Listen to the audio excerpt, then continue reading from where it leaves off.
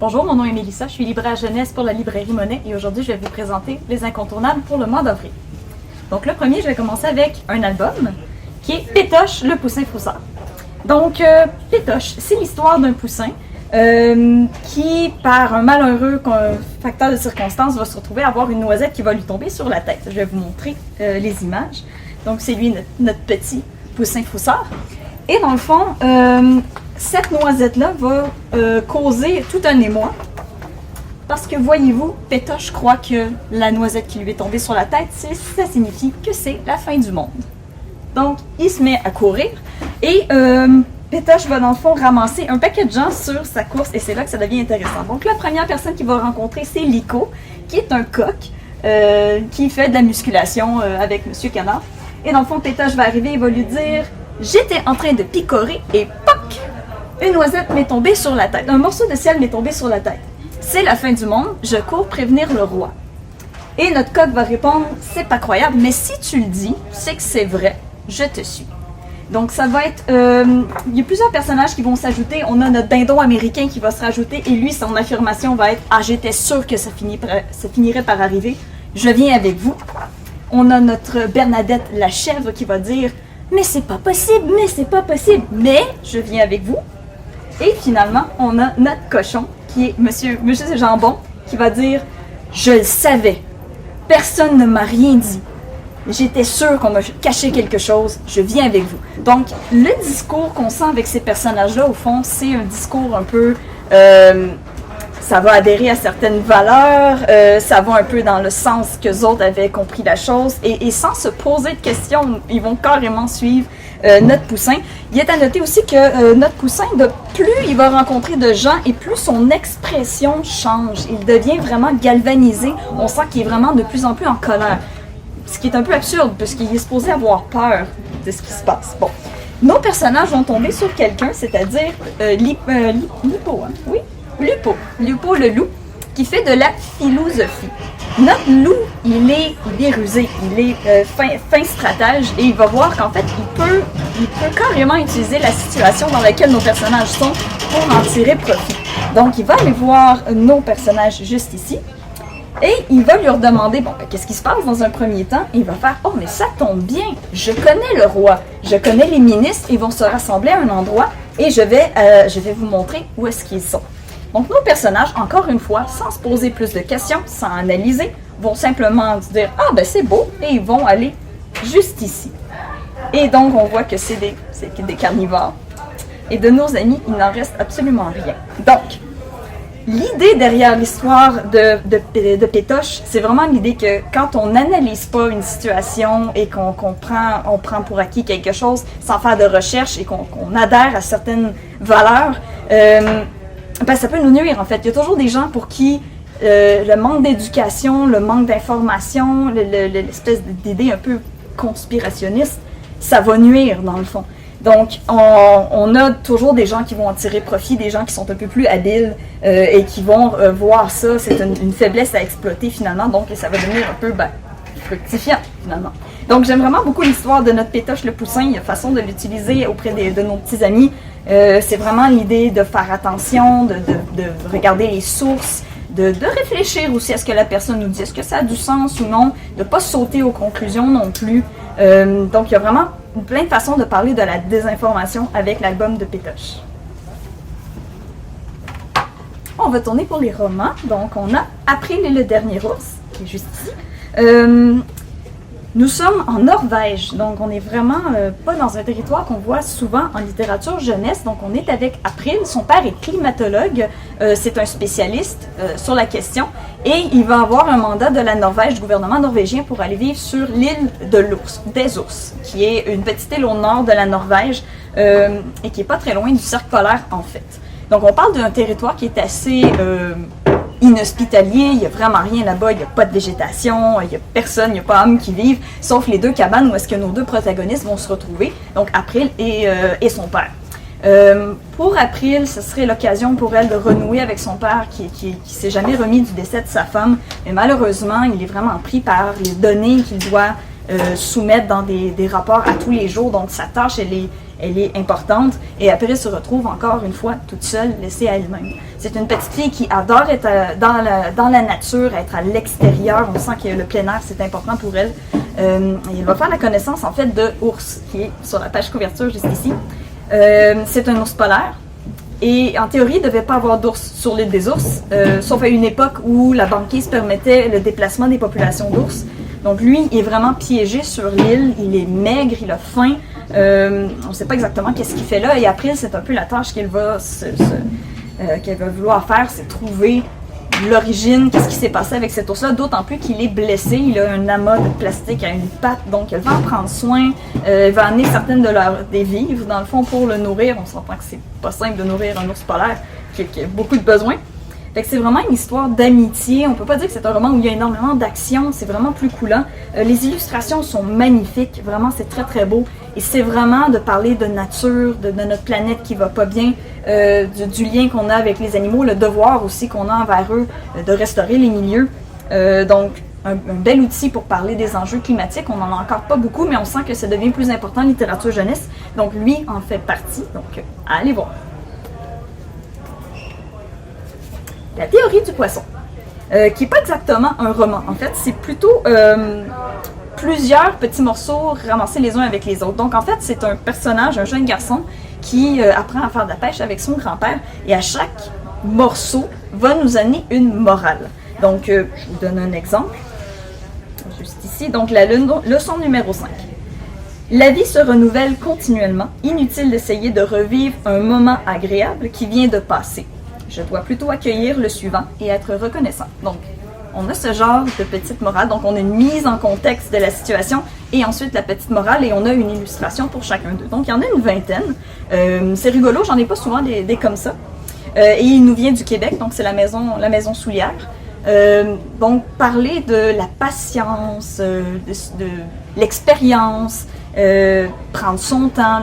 Il y a plein d'éléments qu'on peut associer à la pêche. On ne pense pas vraiment que c'est une activité qui peut développer des qualités, mais en fait, tout à fait.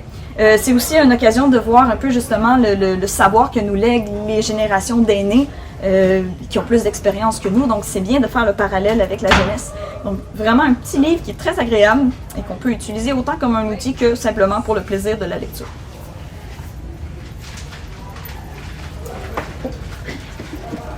La revanche des méchants, qui est un de mes préférés ce mois-ci.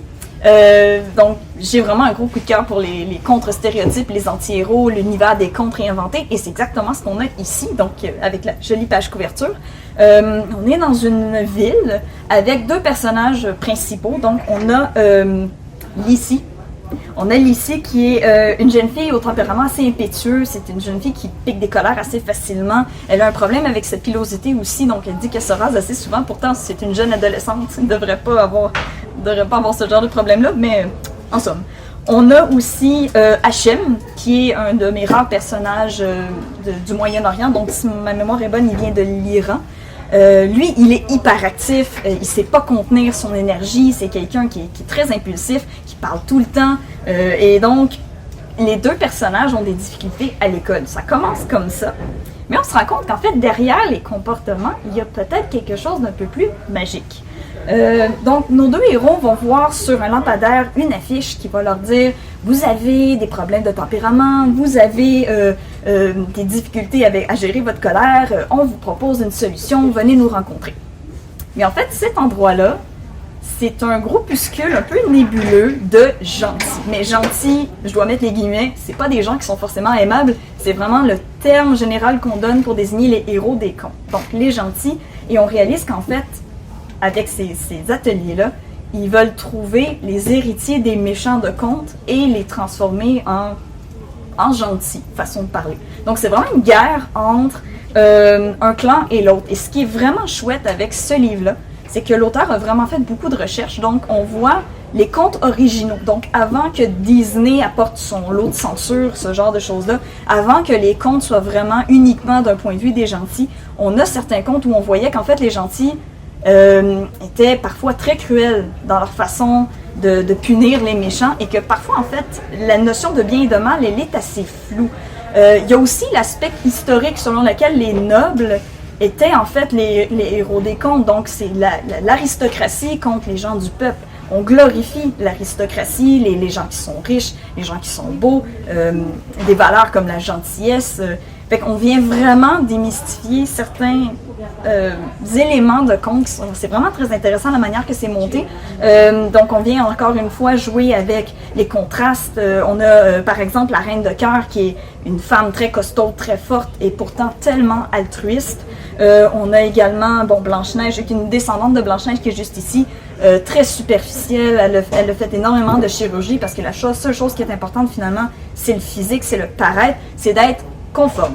C'est un ton unique en fait, c'est pas une série, je trouve ça dommage en fait, j'aurais apprécié que ce soit une série. Fait qu'on va vraiment rigoler beaucoup, les princes charmants qui sont un peu tata, qui servent un peu de soldats, les différents descendants aussi dans les contes. Il y en a un, c'est la descendante de la Reine des Neiges qui est hyper défaitiste. On a le descendant de la vilaine dans Blanche-Neige qui, lui, au contraire, c'est quelqu'un qui empoisonne beaucoup les aliments. C'est vraiment très drôle. On joue avec on joue avec beaucoup de conventions, mais finalement, c'est de dire que on est bien mieux dans une société où il y a une diversité que d'être dans une société où tout est homogène, tout le monde est conforme, finalement. Moi, j'ai trouvé ça vraiment très pertinent, donc je vous invite à regarder ça. Surtout avec la lignée des séries qui sont sorties récemment pour les réécritures de contes. C'est vraiment un incontournable. Nez rouge et dents cassées, édition Rouergue. Un tout petit roman, donc pas très long à lire. On est avec un personnage qui est assez jeune. Il va nous raconter qu'en fait, son père a un peu la lubie de s'habiller en clown. Normalement, il va faire ça à l'intérieur de la maison et personne ne va vraiment voir qu'est-ce qui s'est passé. Bon, c'est quelque chose d'un peu secret. Et un jour, en fait, ce monsieur-là, il décide qu'il va peut-être s'habiller, il va aller se promener dehors. Il va peut-être aller se promener avec son auto.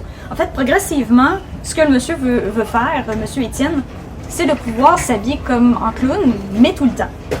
Donc, on aborde vraiment les libertés individuelles, mais par rapport au regard des autres.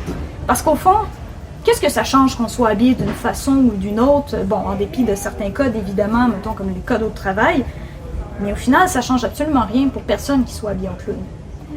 Mais en fait, ça dérange tout le monde. Et c'est ce qui est notable dans l'histoire, c'est la progression qu'on va voir vers la stigmatisation de ce personnage-là qui va se transformer peu à peu en colère, puis en haine et carrément en violence à la fin. Il va y avoir des gens qui vont faire qui vont aller peindre sa maison, donc on parle de vandalisme. On parle vraiment de la différence. Et pourtant, on parle juste de quelqu'un qui s'habille en clown, finalement. C'est vraiment que ça. Donc, vraiment d'aborder l'aspect de, pourquoi est-ce que certaines différences font peur? Pourquoi est-ce que certains gens sont intolérants? Qu'est-ce que ça change? C'est une belle façon d'aller l'aborder. Les personnages vont l'aborder d'ailleurs à l'intérieur même du roman. Les professeurs, notamment, vont l'aborder avec les personnes. Est-ce que parfois, simplement s'habiller en clown, c'est simplement parce qu'on ne veut pas trop se prendre au sérieux? Est-ce que c'est parce que ça nous fait plaisir? Est-ce que c'est pour peut-être exploiter quelque chose qui est à l'intérieur de soi aussi? Et d'ailleurs, je vais faire un parallèle avec le dernier roman. Mais oui, il y a plein de façons de l'utiliser, c'est vraiment chouette. Et éventuellement, oui, il va y avoir une prise de conscience à travers tout ça. Donc, un thème qui n'est pas récurrent, mais qui est quand même très intéressant. Donc, le petit dernier, qui est vraiment mon préféré, Cindy et moi. Donc, il nous vient d'ici, c'est la maison Luzerne Rousse qui l'a fait, donc Madame Sandra Dussault.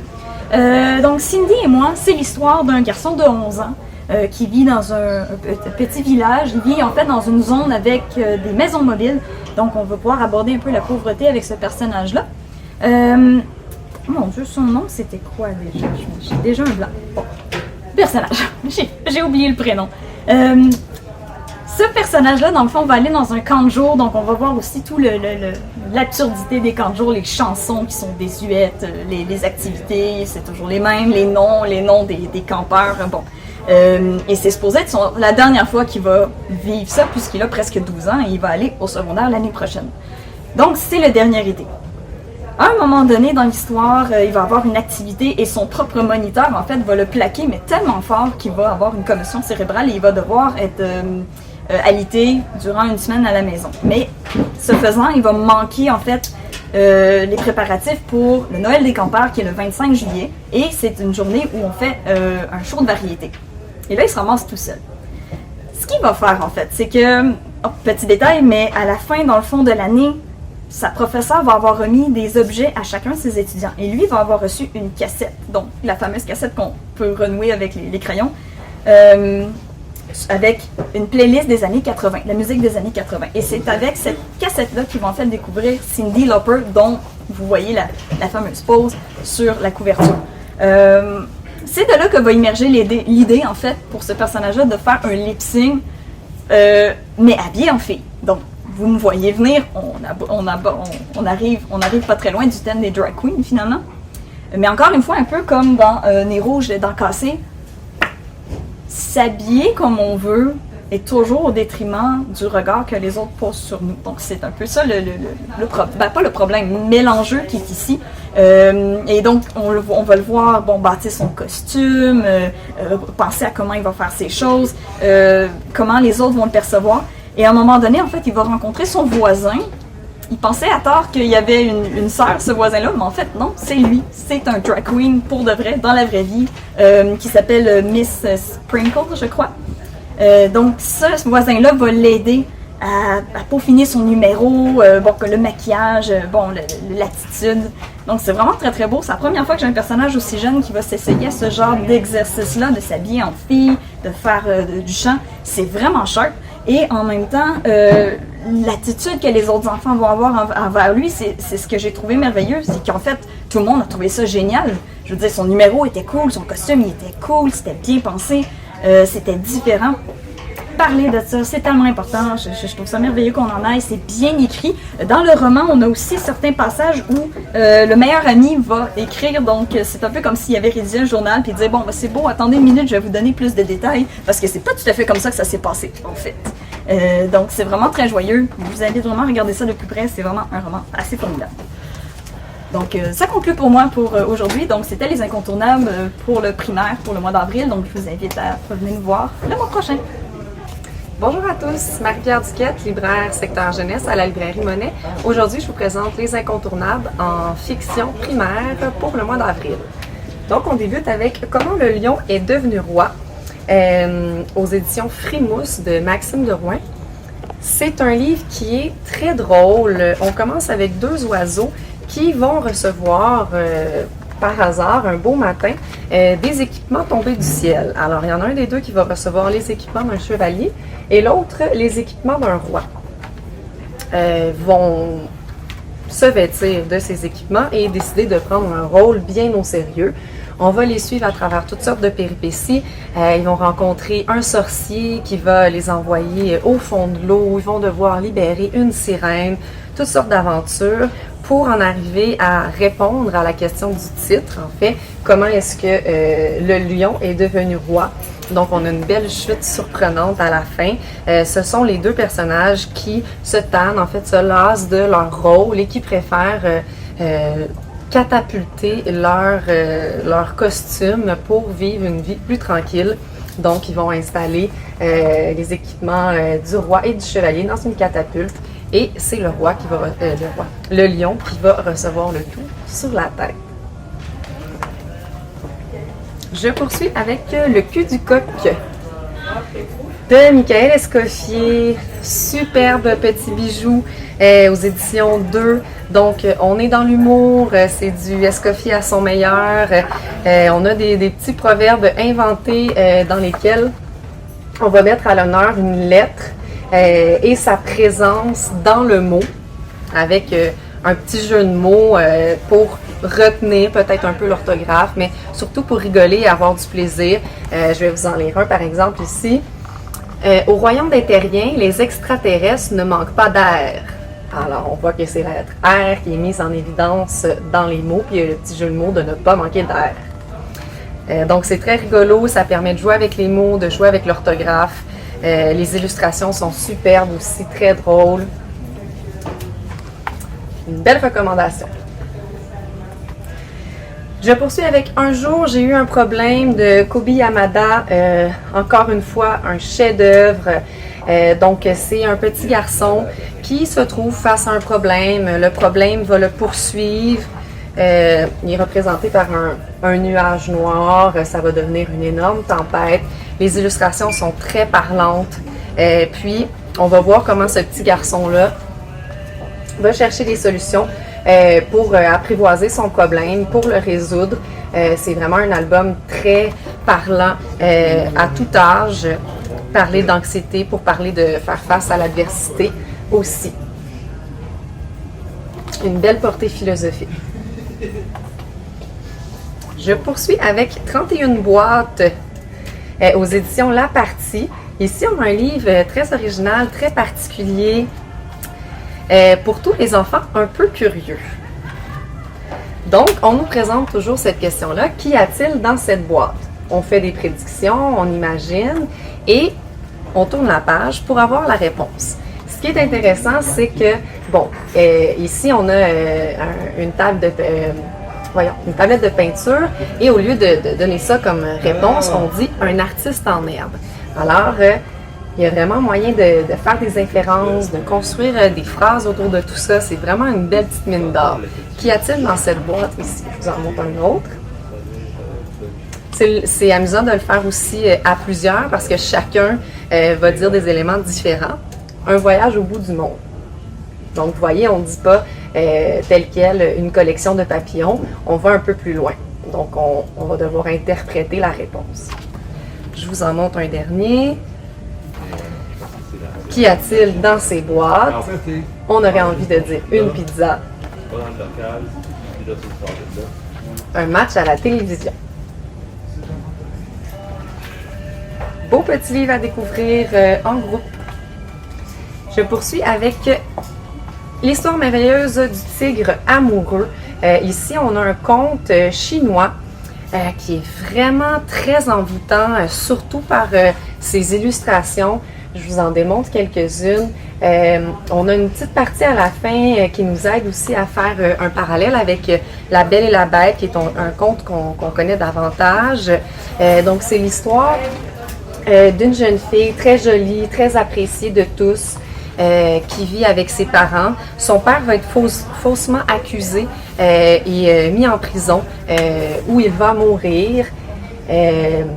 La jeune fille va faire un rêve que quelqu'un va venir rétablir la réputation de son père et elle promet de se marier à cette personne.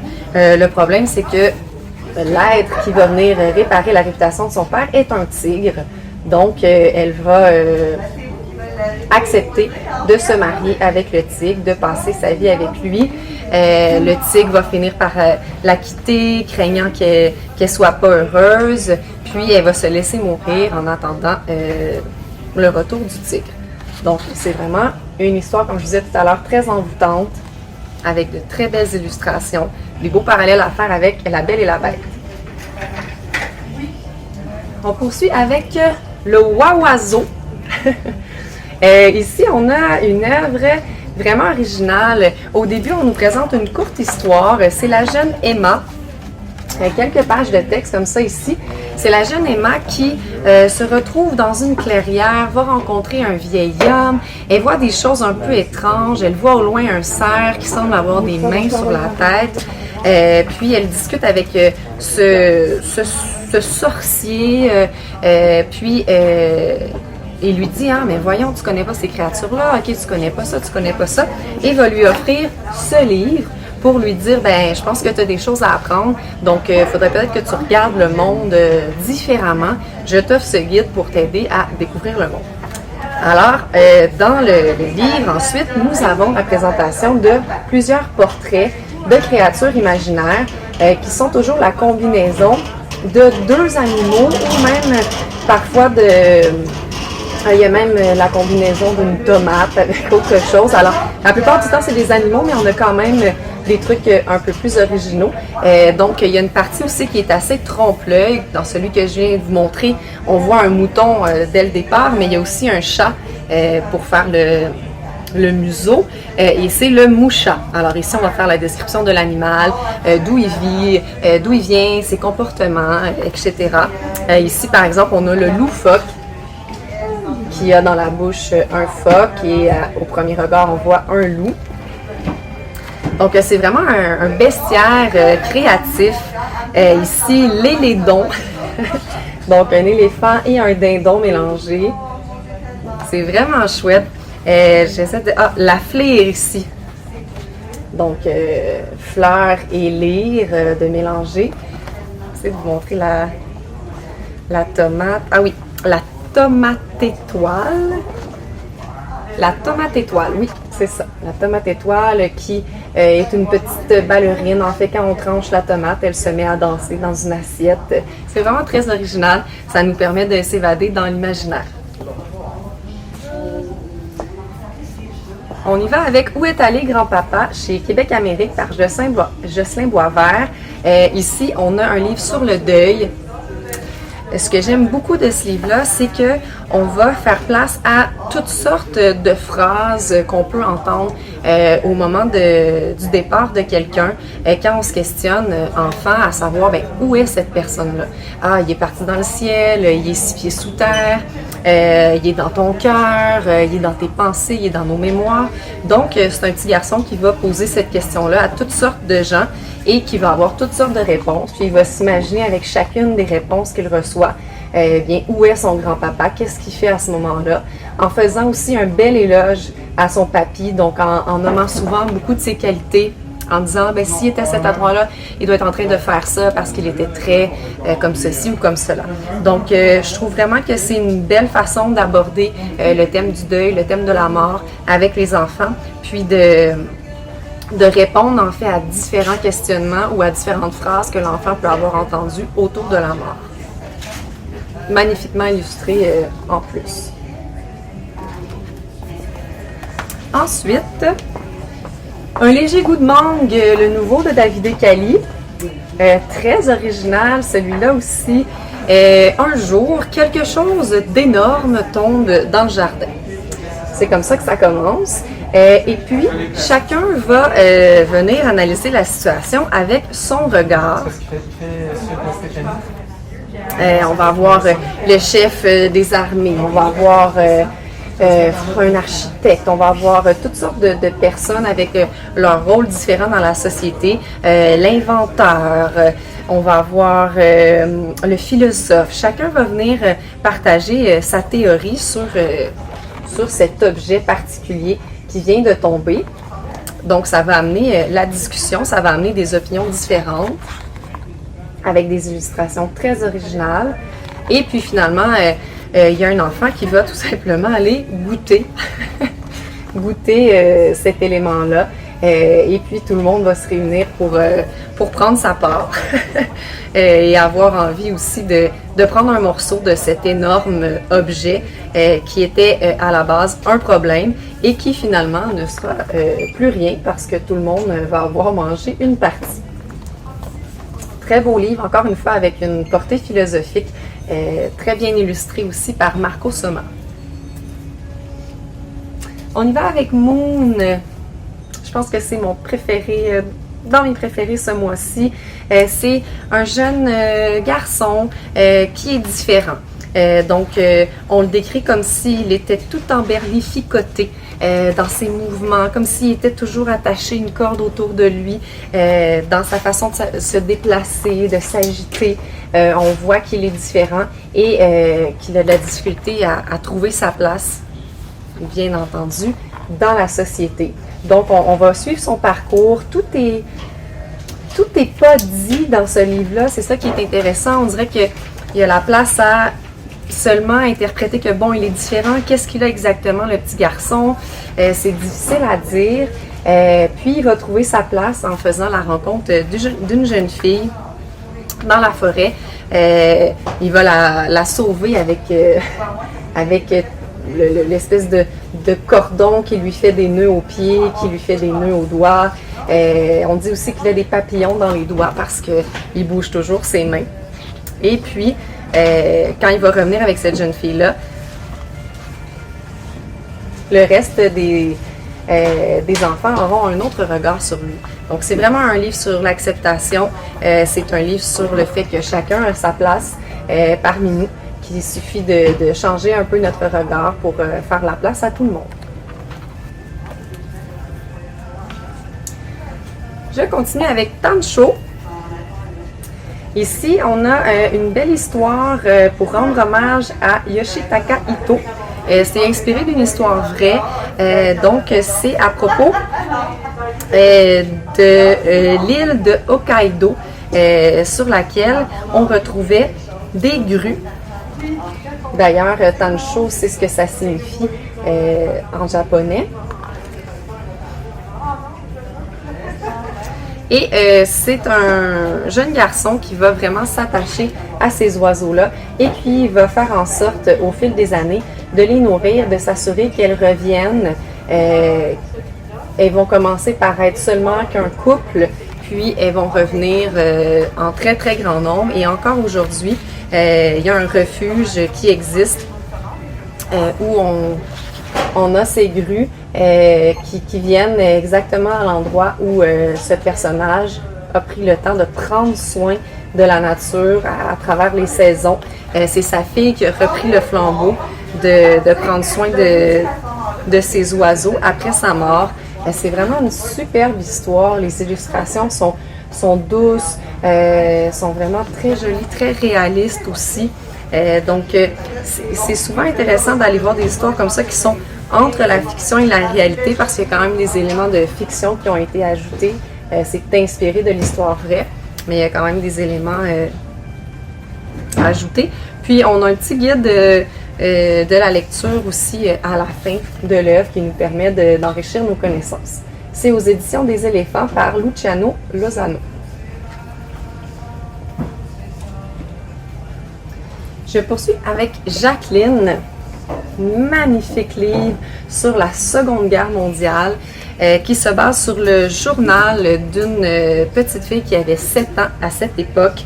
Les illustrations sont magnifiques. On a utilisé de petites figurines pour recréer les scènes. La narration est vraiment particulière aussi parce qu'on est dans la tête d'une jeune fille, on est dans sa perception à elle, ses frustrations d'enfant à elle face à la guerre, même son excitation aussi parfois dans des moments où nous, avec notre regard d'adulte, il n'y avait pas à s'exciter pour ça. C'est vraiment le parcours de sa famille. Son père était dans l'armée, son père a été prisonnier, c'est sa mère qui a tout organisé pour la libération de son père. C'est vraiment une histoire de courage, autant du papa de la jeune fille, mais aussi de la mère qui était très très forte.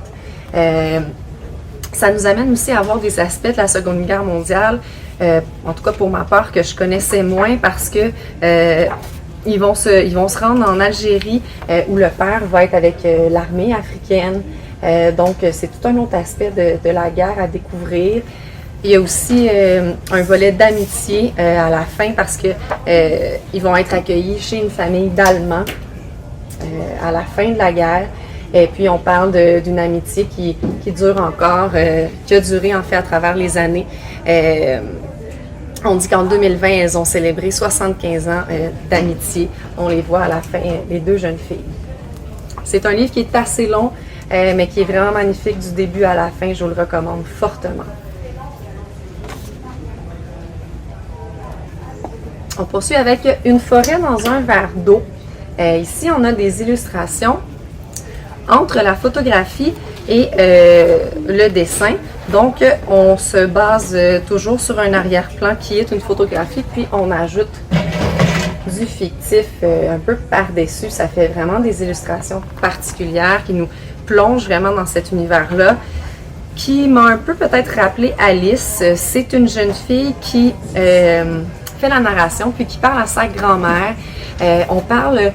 C'est un peu comme on est autour de l'environnement, on est autour un peu presque de la dystopie parce qu'on est dans le futur. La jeune fille parle à sa grand-mère en lui parlant de « Ah oui, tu me parlais de l'hiver, tu me parlais des forêts. » Donc, c'est un passé que la jeune fille ne connaît pas. Puis, la jeune fille va tomber dans un verre d'eau. Dans ce verre d'eau-là, il y avait une petite pousse qu'elle avait réussi à faire germer. Puis, elle tombe dans ce verre d'eau-là, puis elle se retrouve dans une forêt avec un jeune garçon loup, déguisés en loups, mi-loups, et ils auront ensemble la quête de faire revenir l'hiver.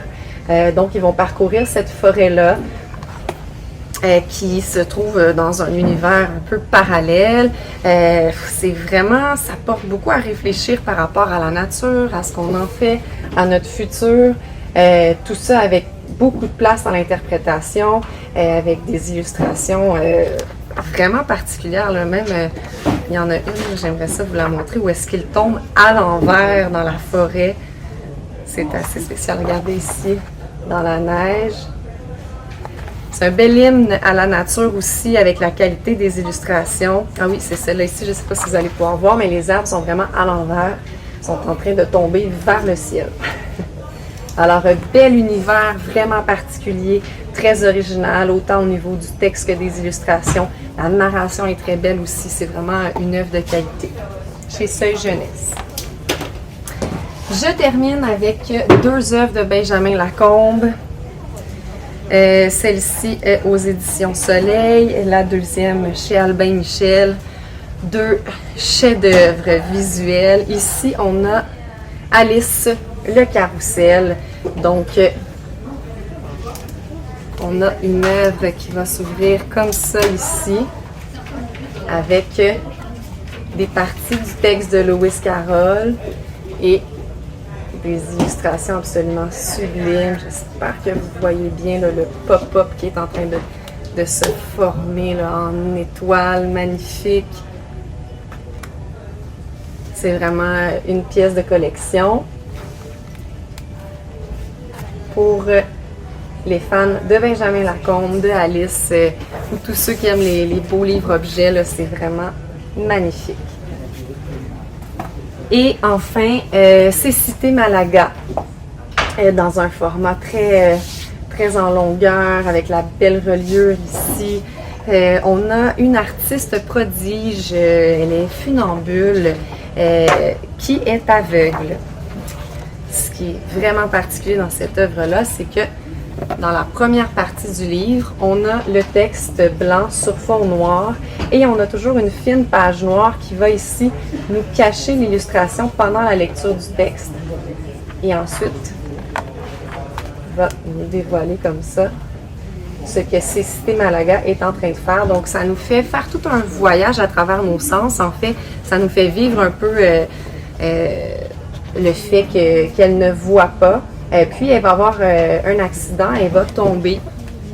Et cet accident-là va provoquer le retour, en fait, de sa vue. Puis, avec le retour de sa vue, il va aussi y avoir le retour de ses souvenirs. Donc, dans la deuxième partie de l'œuvre, regardez ici sa chute, c'est absolument sublime. Dans la deuxième partie de l'œuvre, on va avoir des couleurs vraiment marquantes là, qui vont apparaître. Donc, le moment où est-ce qu'elle retrouve la vue, les souvenirs. Elle repense à sa famille. Donc, Benjamin Lacombe a vraiment voulu ici nous faire vivre toute une gamme de sensations à travers nos sens, à travers toute cette histoire visuelle absolument impressionnante. Une autre œuvre à absolument avoir dans sa collection. Merci et on se revoit pour une prochaine capsule le mois suivant.